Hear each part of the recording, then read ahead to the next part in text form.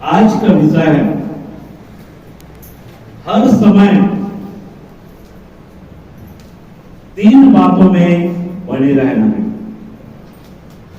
हर समय 3 बातों में बने रहना है। ये आज का विषय है। हमें 3 बातों में बने रहना है, चाहे स्थिति कैसा भी क्यों ना हो,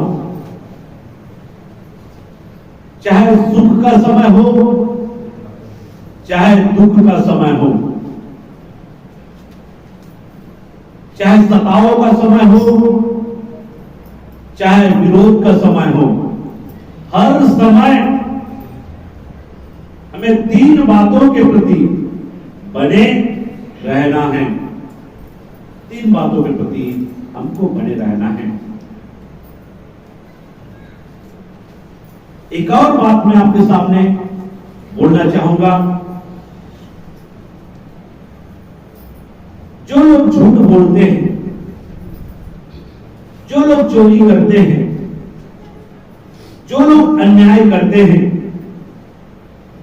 और जो लोग लोगों के बीच में नफरत का बीज बोते हैं और जो लोग हर प्रकार के गंदे काम करते हैं, जो लोग लड़ाई झगड़ा मार पीट करते हैं, ये सब स्वर्ग में नहीं जा सकते हैं। ये सब स्वर्ग में नहीं जा सकते हैं। इसलिए हम लोगों को चाहे परिस्थिति कैसा भी हो, हमको मारपीट करने वाला नहीं बनना है, लड़ाई झगड़ा करने वाला नहीं बनना है, झूठ बोलने वाला नहीं बनना है, गाली गलौज करने वाला नहीं बनना है, धोखा देने वाला नहीं बनना है। इस प्रकार से मेरे प्रियो, हमको बहुत ही सावधान रहना है अपने जीवन के प्रति कि हम कैसा जीवन जी रहे हैं, कैसा जीवन जी रहे हैं। आज इस दुनिया में ज्ञान की कमी के कारण, एक ज्ञान की कमी और दूसरा शिक्षा की कमी के कारण आज बहुत सारे लोग नहीं जानते हैं हमें क्या बोलना चाहिए और क्या नहीं बोलना चाहिए। आज छोटे छोटे बच्चे लोग भी हर प्रकार के गंदे गंदे शब्दों का उच्चारण करते हैं, गंदी गंदी भाषाएं बोलते हैं। लेकिन मेरा प्रियो, हमको सुधार करना है। प्रभु यीशु मसीह ने हमको इसलिए चुना है, इसलिए हमको संसार में से अलग किया है ताकि हम स्वयं सुधरे और औरों को भी सुधारें।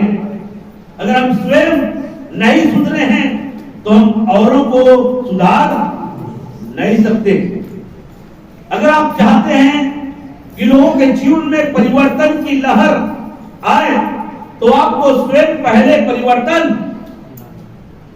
होना पड़ेगा, स्वयं परिवर्तन होना पड़ेगा। यदि आप चाहते हैं कि लोग मसीह की शिक्षा पर विश्वास करके चले तो आपको स्वयं को मसीह की शिक्षा पर विश्वास करके चलने वाला बनना है। यदि आप चाहते हैं कि लोगों के जीवन से नफरत का जहर निकले तो आपको स्वयं जो है प्रेम से भरना है, तभी आप लोगों के जीवन से नफरत के जहर को बाहर कर सकते हैं। आपके जीवन में स्वयं सुधार होना चाहिए। इसलिए जितने भी मसीह भाई और बहन हैं, आप स्थिति कैसा भी हो, परिस्थिति कैसा भी हो, आप कभी भी झूठ ना बोले, कभी भी धोखा ना करे, अन्याय ना करे, अन्याय ना करे। जैसे आप इस दुनिया में देखते हैं चारों तरफ धोखा और धोखा है, चारों तरफ लड़ाई और झगड़ा है, चारों तरफ मार और काट है, चारों तरफ दोषारोपण है, हर प्रकार के गंदे शब्दों का उच्चारण करते हैं, हर प्रकार के गाली गलौज करते रहते हैं, हर प्रकार के गंदी गंदी बातें बोलते रहते हैं, लेकिन आपको वैसा नहीं करना है। आपको वैसा नहीं करना है, क्योंकि मसीह यीशु में अगर आप विश्वास करते हैं तो इस बात को आपको जानना है, अगर आप जो है मसीह के शिक्षा के विपरीत जीवन जीते हैं तो मेरे प्रियो आप स्वर्ग में नहीं जा सकते, स्वर्ग में नहीं जा सकते हैं। स्वर्ग में उसी को स्थान मिलेगा, स्वर्ग में उसी को स्थान मिलेगा जो अच्छा जीवन जिएगा, मसीह में विश्वास करने के बाद अच्छा जीवन जीने का चुनाव करेगा, परिवर्तनशील जीवन जीने का चुनाव करेगा, वही स्वर्ग में क्या होगा, जाएगा मेरे प्रियो। मसीह पर विश्वास करने के बाद में अगर लड़ाई करते हैं, मसीह पर विश्वास करने के बाद में अगर मारपीट करते हैं, मसीह यीशु पर विश्वास करने के बाद में अगर नशा करते हैं, दारू पीते हैं, बीड़ी सिगरेट पीते हैं, तो मेरे प्रियो आप स्वर्ग नहीं जा सकते, स्वर्ग में आप लिए कोई स्थान नहीं है। जितने भी नशा पानी करते हैं, जितने भी दारू पीते हैं, उनको स्वर्ग में स्थान नहीं मिलेगा। वो हरेक पियक्कड़ लोग कहां रहेंगे, कहां रहेंगे, नरक में जाएंगे। और भी वर्तमान में कहां है, अधोलोक में, अधोलोक में है। जितने भी पियक्कड़ है जो इस दुनिया से चले गए हैं, वे भी अधोलोक में। मेरे प्रियो हम ऐसा विश्वास करते हैं, देखे नहीं है लेकिन विश्वास करते हैं, मसीह के वचन पर हम विश्वास करते हैं। इसलिए बीड़ी पीने वाला कहां जाएगा, अधोलोक में। सिगरेट पीने वाला, तंबाकू खाने वाला, गुड़ाखू घसने वाला, नशा पान करने वाला, ये सब कहां जाएंगे, अधोलोक में, नरक में जाएंगे। इसलिए अगर हम स्वर्ग में जाना चाहते हैं तो हमको ये सब चीज नहीं करना है, ये सब चीज नहीं करना है। नशा पान नहीं करना है, गुड़ाखू नहीं घसना है, मंजन नहीं घसना है। घसते होंगे तो छोड़ देना, घसते होंगे तो छोड़ देना। मंजन, गुड़ाखू, तंबाकू और शराब, अगर ये सब चीज का सेवन अगर आप अपने जीवन में करते हैं तो छोड़ देना मेरे प्रियो। या तो मसीह पर विश्वास करके उनके मार्ग में चले, मसीह पर विश्वास करके उनके मार्ग में चले, और नहीं चलना चाहते, आपको अगर ज्यादा प्रेम गुड़ाखू, तंबाकू, नशा से है तो आप वही चले जाएं, क्योंकि अंत में आप कहां जाएंगे, नरक में जाएंगे।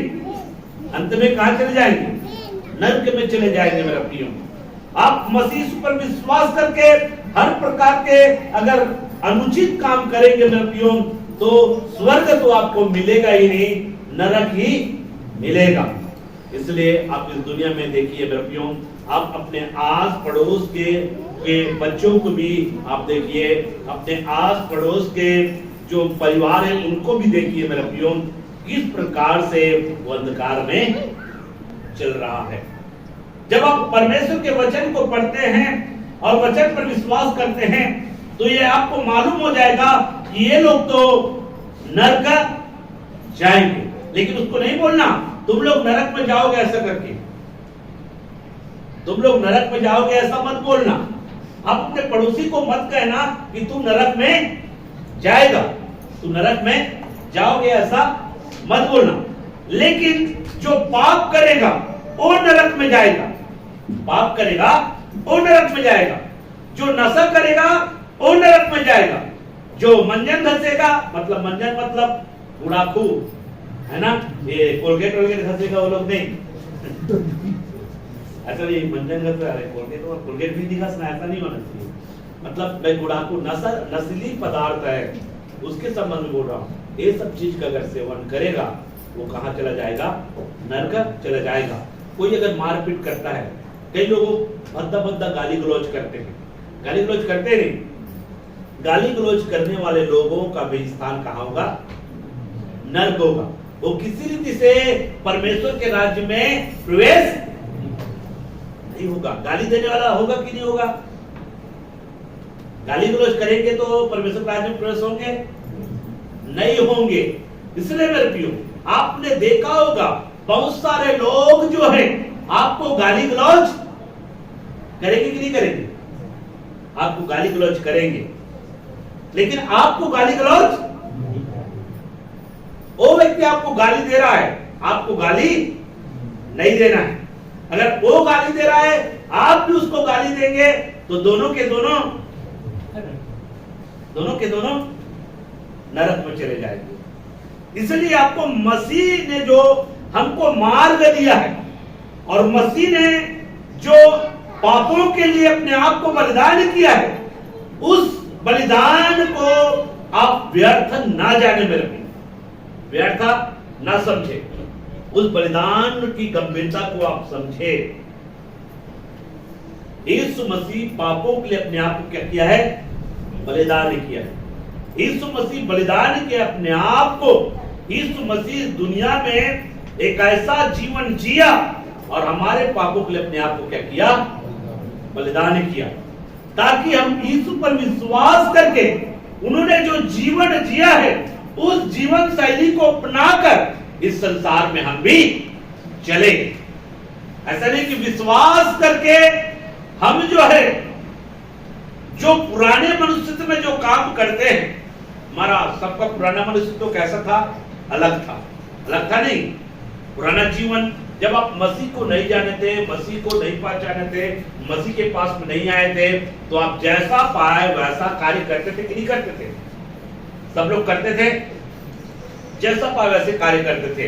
आपके होंठों से हमेशा गाली गलौज निकलता था मेरे प्रियो, क्योंकि हमको किसी ने नहीं सिखाया था मेरे प्रियो कि ये पाप है ऐसा करके। लेकिन मसीह में आने के बाद में हमको पता चला कि गाली देने वाला भी कहां चला जाएगा? मसीह में आने के बाद गाली गलौज करने वाले लोग भी कहां चले जाएंगे? नरक में चले जाएंगे, परमेश्वर के राज्य के भागीदार नहीं होंगे। ये मसीह में आने के बाद हमको पता चला। लेकिन जब हम संसार में थे तो हमको पता नहीं था, इसलिए हम जैसा पाए वैसे हम क्या करते थे? हम जो है गाली गलौज करते थे, अपने जीभ का गलत इस्तेमाल करते थे। जीभ का क्या करते थे? गलत इस्तेमाल करते थे। इसलिए मेरा विषय था हर समय 3 बातों में बने रहना है। हर समय का मतलब जो है, चाहे दुख का समय हो, चाहे सुख का समय हो, चाहे सताव का समय हो, चाहे विरोध का समय हो, चाहे संकट का समय क्यों ना हो, हमें हमेशा 3 बातों में बने रहना है। वो कौन कौन सी बातें हैं जिसमें हमको बना रहना है? आज हम इसके विषय में हम सीखेंगे मेरे प्रियो। सबसे पहली बातें प्रार्थना में, सबसे पहली बातें प्रार्थना में बने रहना है। आपके जीवन में चाहे दुख की स्थिति हो, चाहे विरोध की स्थिति हो, चाहे सताव की स्थिति हो, आपको प्रार्थना करना नहीं छोड़ना है। प्रार्थना करना नहीं छोड़ना है, मतलब प्रार्थना में आपको बने रहना है। जैसे आप प्रार्थना सुबह और शाम करते हैं, वैसे ही प्रार्थना आपको करते रहना है। तो मेरे प्रियो, आपको प्रार्थना में बने रहना है। चाहे लोग आपका विरोध करें, चाहे लोग जो है आपको कई प्रकार की बातें बोले, लेकिन आपको प्रार्थना करना नहीं छोड़ना है। मसीह जीवन का ये एक हथियार है, प्रार्थना। प्रार्थना का जीवन आपका होना बहुत जरूरी है। अगर आप प्रार्थना का जीवन नहीं है तो मेरे प्रियो, आप मसीह जीवन में आप कमजोर हो जाएंगे, आप एक कमजोर मसीह योद्धा है, कमजोर योद्धा है। आपको एक योद्धा बनना है। एक अच्छे योद्धा लड़ाई को सही रीति से क्या कर सकता है, लड़ सकता है और जीत को हासिल कर सकता है। जो मजबूत योद्धा होता है, जो परिपूर्ण योद्धा होता है, वो जीत को हासिल करता है मेरे प्रियो। लेकिन जो कमजोर योद्धा होता है वो क्या हो जाता है, हार जाता है, परास्त हो जाता है मेरे प्रियो। लेकिन आपको एक अच्छा योद्धा बनना है, और अच्छा योद्धा तभी आप बन जाएंगे जब आपका प्रार्थना का क्या होगा, जीवन होगा। कई बार क्या होता है, हमारे जीवन में जब दुख आता है, एक विषम परिस्थितियां आती है, तो हम प्रार्थना करना छोड़ देते हैं। प्रार्थना करना हम छोड़ देते हैं। आज प्रार्थना हम नहीं करेंगे, लेकिन प्रार्थना प्रतिदिन प्रार्थना जरूरी है मेरे प्रियो। इसलिए प्रार्थना करना कभी भी आपको नहीं भूलना। जो लोग प्रतिदिन प्रार्थना करता है या करती है, वह प्रार्थना में क्या है, बना है। जो प्रतिदिन प्रार्थना करता है या करती है, वो प्रार्थना में क्या है, बना है। इसलिए सबसे पहली बात, आपको प्रार्थना में बने रहना है। पहला कुरिन्थियों की पुस्तक 4 अध्याय 12 पद। और अपने हाथों से काम करके परिश्रम करते हैं। हाँ, लोग हमें पूरा कहते हैं, लोग हमें पूरा कहते हैं, हम आशीष देते हैं, हम आशीष देते हैं, वे सताते हैं, वे सताते हैं, हम सहते हैं, हम सहते हैं। हो गया। और वे बदनाम करते हैं, वे बदनाम करते हैं, हम विनती करते हैं, हम विनती करते हैं। हम आज तक जगत का कूड़ा और सब वस्तुओं की खुरचन के समान ठहरे हैं। यहाँ पर मेरे प्रियो, संत पौलुस यहाँ पे बता रहा है, लोग हमारे साथ में कई प्रकार से व्यवहार करते हैं। हम इस जगत में खुरचन के समान, कचरा के समान ठहरे हैं, लेकिन हम हर एक परिस्थितियों में विनती करना नहीं छोड़ते, प्रार्थना करना नहीं छोड़ते। यहाँ पर आपके जीवन में मेरे प्रियो, कई लोग आपको दुख देंगे, कई लोग आपको सताव करेंगे। यहाँ पर जब पौलुस पर सताव करते हैं, तो पौलुस कहता है, हम सताव को क्या करते हैं, सहते हैं। हम सताव को सहते हैं, और हम क्या करते हैं, विनती करते हैं, प्रार्थना करते हैं। और जैसा बाइबल आपको बताया गया है मेरे प्रियो, जब मत्ती की पुस्तक 5 के 44 पॉइंट को जब आप पढ़ोगे, तो वहां पर लिखा हुआ है, जब लोग तुमको सताए, लोग तुमको सताए, अपने सताने वालों के लिए, अपने सताने वालों के लिए क्या करने के लिए बोला गया है, प्रार्थना करने के लिए बोला गया है। जो आपको सताता है, जो आपको सताता है, या जो सताव आपके ऊपर में ला रहा है, सताव की अवस्था में, सताव की परिस्थिति में हमको क्या करना चाहिए, अपने सताने वालों के लिए प्रार्थना करना चाहिए। सताने वालों के लिए प्रार्थना करना चाहिए। पढ़ दीजिए उसको। परंतु मैं तुमसे यह कहता हूँ, परंतु मैं तुमसे यह कहता हूँ कि अपने बैरियों से प्रेम रखो। देखो, यहाँ पे मसीह यीशु हमको सिखा रहा है, हमें बैरियों से क्या करना है, प्रेम रखो, बैरियों से क्या करना है। प्रेम रखो।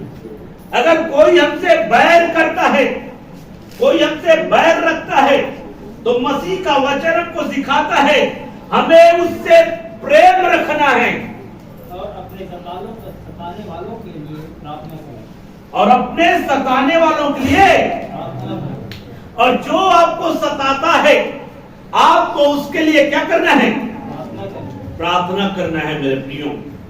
इसका कहने का मतलब है कि सताव की अवस्था में, बैर की अवस्था में आपको प्रार्थना में बने रहना है, साथ साथ में अपने बैरियों से क्या करना है, प्रेम करना है, अपने बैरियों से प्रेम करना है। मेरे प्रियो, जो लोग आपसे बैर करते हैं, बैर के कारण, नफरत के कारण, उनके जीवन में नफरत का बीज है, लेकिन आपके हृदयों में प्रेम का बीज यीशु मसीह ने डाला है। आपको किसी से नफरत नहीं करना है, आपको किसी के लिए गड्ढा नहीं खोदना है, आपको किसी के लिए नुकसान नहीं चाहना है, आपको हर एक व्यक्ति के लिए लाभ चाहना है, फायदा चाहना है, लोगों की फायदा के विषय में विचार करना है, लोगों की लाभ के विषय में विचार करना है, उनकी हानि के विषय में विचार नहीं करना है, उनके नुकसान के विषय में विचार नहीं करना है। मेरे प्रियो, इसलिए यहां पर बोला गया है, अपने बैरियों से क्या रखो? अपने बैरियों से प्रेम रखो। अब सोचिए मेरे प्रियो, आप बैरियों से प्रेम करते हैं, लेकिन फिर भी वो आपसे नफरत करता है।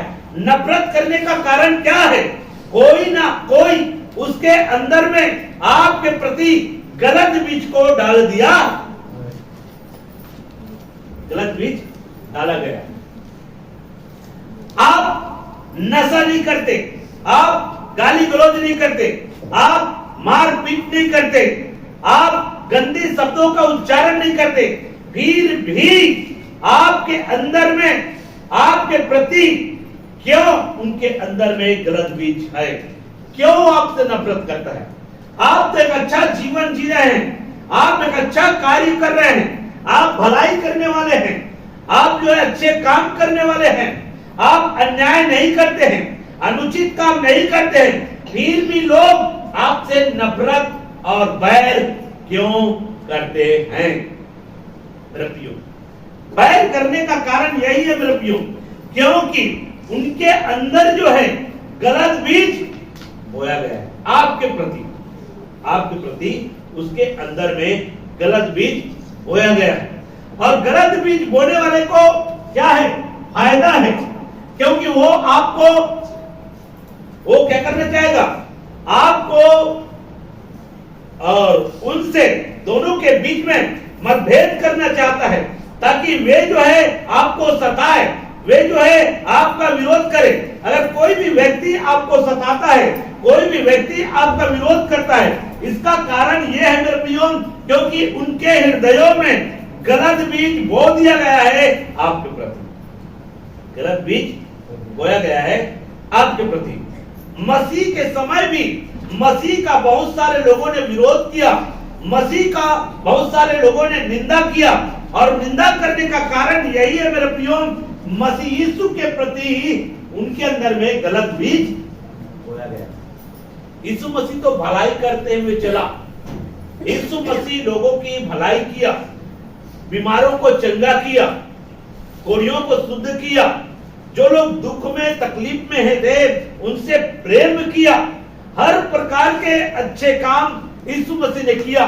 फिर भी लोगों ने उनसे नफरत क्यों किया? फिर भी लोगों ने उससे बैर क्यों किया? इसका कारण है कुछ लोग हैं जो उसके अंदर में, कुछ लोग हैं जो उन लोगों के अंदर में गलत बीज को। आज मेरे प्रियो, जिस क्षेत्र में आप देखिए, कई गांव जो है, कई परिवार जो है मसीह लोगों को विरोध करते हैं, मसीह लोगों को सताते हैं। इसका कारण यही है मेरे प्रियो, कोई ना कोई उसके अंदर में गलत बीज बो जाता है, नफरत का बीज बो देते हैं मेरे प्रियो। नफरत की बीज के कारण वो समझ नहीं पाते, अरे ये तो अच्छे लोग हैं, ये तो भलाई करने वाले लोग हैं, ये तो किसी से झगड़ा करने वाले लोग नहीं है, नफरत करने वाले लोग नहीं है, ये तो सबसे प्रेम करने वाले, सबका भलाई चाहने वाले लोग हैं, इनसे हमको किसी प्रकार का खतरा नहीं है। लेकिन उसके अंदर में गलत बीज बोया जाता है कि हम लोगों को इनसे क्या है? खतरा है।